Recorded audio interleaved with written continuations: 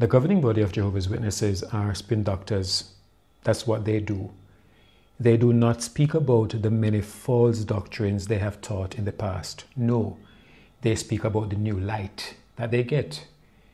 They do not talk about their failed predictions. They talk about the great expectations that they had. They do not talk about the many times they led millions of people astray with their teachings. They do not focus on themselves as the leaders, but rather our brothers understood. They seemed to have made a bad calculation in beginning to give the figures of brothers who have died. So on April 30, they reported that over 872 Jehovah's Witnesses died of coronavirus. There's been no update since. To their credit, I am not aware of any other church giving figures about how many of their brothers and sisters have died. I, for one, am not concerned about how many of my brethren have died. I'm just concerned about how many persons have died. So I focus on the 10 Jamaicans who have died. I don't ask what's their religious affiliation. But even so, the organization has begun to put out a report on the number of brothers who have died. Why has there been no update since April 30? Because the spin doctors are now looking how to put a positive spin on the COVID situation. Enters Anthony Morris. In the face of this pandemic, we've made dramatic adjustments to our activities all over the world, including how we meet, how we preach, and even how we associate with one another. We've even had to make adjustments to the adjustments with changing conditions. As you know, some of these changes have come very quickly, and we want to commend you for your obedience to theocratic direction. We love you all very much and want to keep you safe while helping you to maintain a good spiritual routine.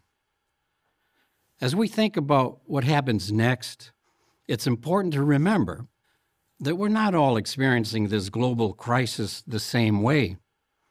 In some parts of the world, the coronavirus is beginning to spread more quickly. In other places, outbreaks appear to be somewhat contained for now, and governments are already easing restrictions. So how will this affect our theocratic activities? Well, as things open up in various regions, we're going to be guided by the principle in Proverbs chapter 14, verse 16. Proverbs 14 and verse 16, where it says, "The wise one is cautious and turns away from evil, but the stupid one is reckless and overconfident." Would he by chance mean like religious leaders who are not cautious in the way they use God's promises and who will overconfidently pick up the promises of the scriptures to give their adherents a false sense of security? Like this guy? But while the situation is serious, as Jehovah's people, we do not need to panic. And Isaiah chapter 30, verse 15, tells us why. Let's read that together. Isaiah 30, verse 15, "For this is what the sovereign Lord Jehovah, the Holy One of Israel, says, By returning to me and resting, you will be saved." And this one? Here's the promise Jehovah made, that he was going to raise up shepherds who will really shepherd them. And then at the end it says, none of them will be missing. So know that hundreds of you have died after that not cautious and overconfident promises. Any updates? Now you are telling people to be cautious and not to be overconfident. Is that what you now say to the Jehovah's Witnesses who were boasting about how Jehovah had led you to move your head office from New York? How Jehovah has been leading? The Coordinators Committee of the governing body recently shared some valuable principles with branch committees around the world to help guide them as governments ease restrictions related to the spread of COVID-19. We'd like to share 3 of those points with you now. We're confident that obediently holding to these principles will not only save lives, but glorify Jehovah. First, out of respect for our Creator, we place a high value on life. Since you place such a high value on life, will you go back on your position regarding Jehovah's Witnesses accepting treatment involving plasma that may help to save their lives? Is that one of the reasons that you will not anymore give the figures of the number of Jehovah's Witnesses who have died? Early days yet. But it's rather interesting to hear this organization speak about having respect for life. This organization that actually literally boasts about children who died refusing blood transfusions because they tell them that they should not have them. Respect for life? Since when? Some governments may choose to lift restrictions and reopen businesses, in part for economic reasons. But simply put, our decisions are motivated by love, not money. Our decisions are motivated by love, not money. As an example, back in March, we made the decision to hold the Gilead graduation with no invited guests present. That was a big change.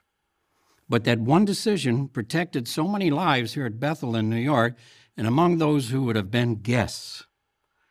Little did we know that just a short time later, New York would become an epicenter of the pandemic. We thank Jehovah for helping us to make that wise decision. All right, you thank Jehovah for that wise decision. Can you explain why Jehovah's Witnesses are dying off at a faster?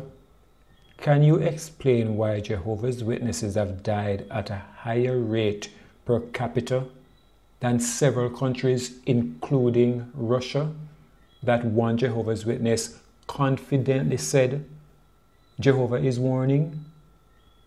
Can Tony Morris or any other member of the governing body give us the reasons so many Jehovah's Witnesses have died?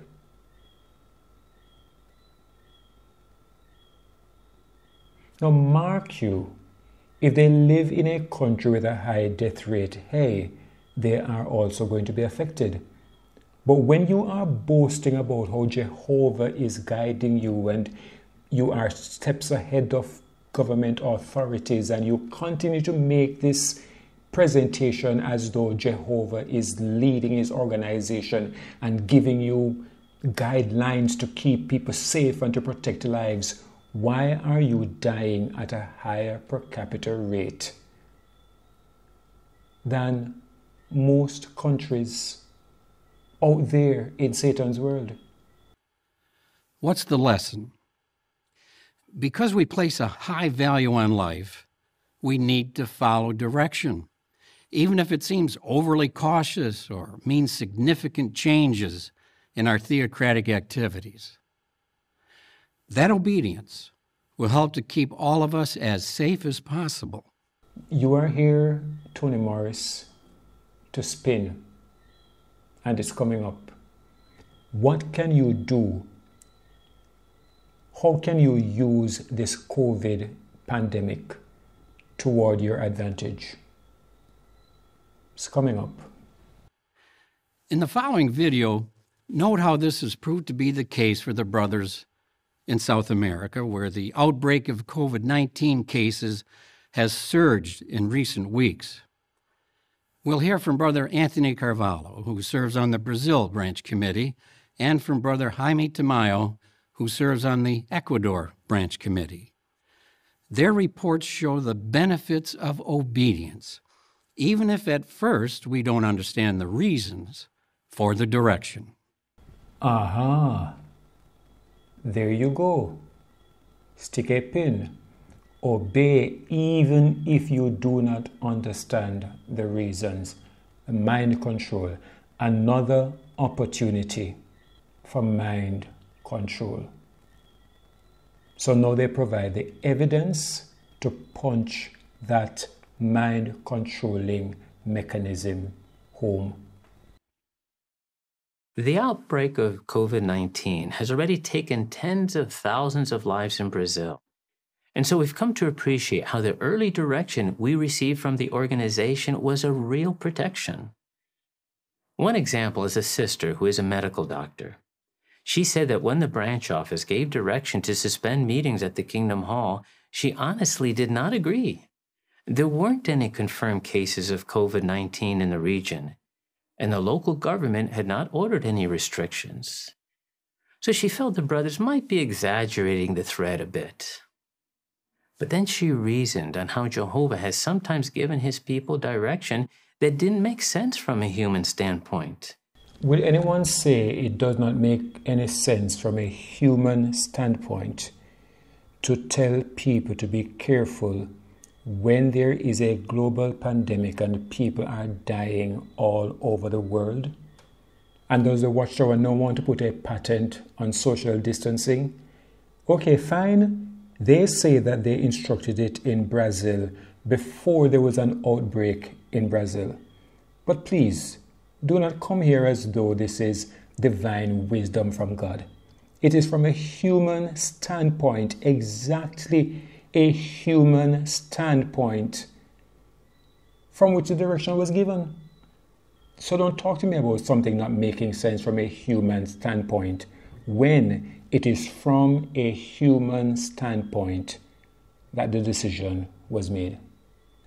Exploit the pandemic, exploit the situation, spin the situation to now tell Jehovah's Witnesses whatever you are told to do, even if it doesn't make sense, do it. And it is for that reason why the appointment of the faithful and discreet slave, even though it doesn't make sense, Jehovah's Witnesses subscribe to. What a powerful example of how our obedience to direction is a protection and a blessing. So there is an outbreak of coronavirus in the United States. Social distancing is being recommended.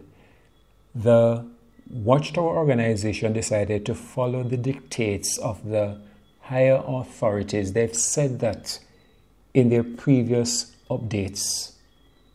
And because they extended the instruction from the American government to people in South America, they are now taking ownership of the instruction?